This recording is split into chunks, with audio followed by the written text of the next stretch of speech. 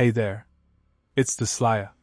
Thanks for joining me today as I bring you another solo raid video from Injustice 2 Mobile.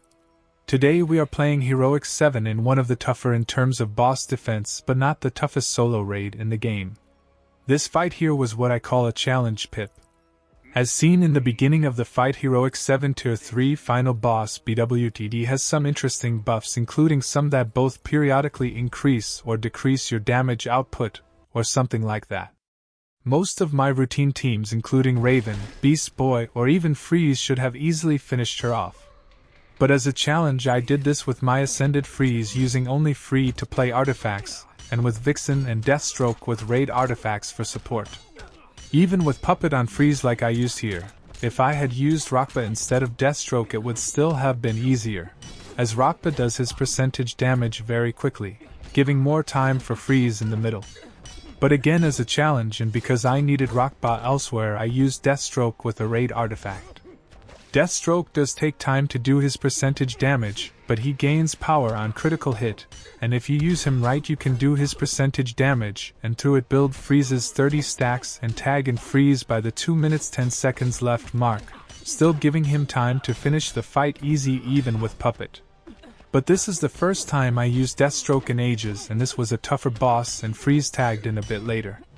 Also in this raid I don't have 2 max raid artifacts, have one level 9 and one lower tier level 7, so instead of 64k raid artifact attack passives I had 39k attack from passive stats, which could have gone up to 44k at max if I had switched artifacts.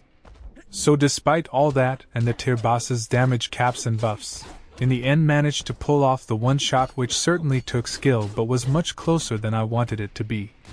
This team with this level of artifacts would be quicker on tier sub-bosses, and ideally you would use ROKBA instead of Deathstroke to do his damage quicker.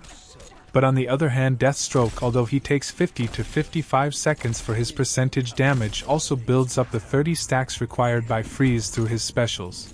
While with ROKBA, after activating Freeze's Puppet you will need to tag in other characters to do their super move to help build Freeze's 30 stacks. Here BWTD power drains on her specials also, but we had an advantage that the raid artifact scythe allowed Deathstroke to interrupt specials. I also waited for Deathstroke to tank BWTD's super, though that lost me a few seconds. I could have taged in Freeze and got him to power steal with his tech passive, but some bosses tend to do super anyway, and he may not have been able to tank it. On the whole, a good performance with under 40k attack passives. But I would recommend higher attack passives for using this team on such a boss in the future. Or you could just use Beta Club with Freeze and breeze through this fight in 2 minutes with just Vixen and power cost reducing Dr. Fate for support. That's it from my side. I hope you enjoyed this video.